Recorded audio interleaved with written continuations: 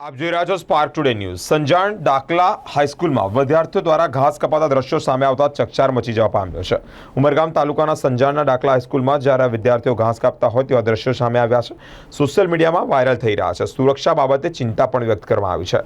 આ દ્રશ્યોમાં શિક્ષકની હાજરીમાં વિદ્યાર્થીઓ ઘાસ કાપી રહ્યા છે, જેનાથી શિક્ષણ પદ્ધતિ સામે અનેક સવાલો ઊભા થઈ રહ્યા છે।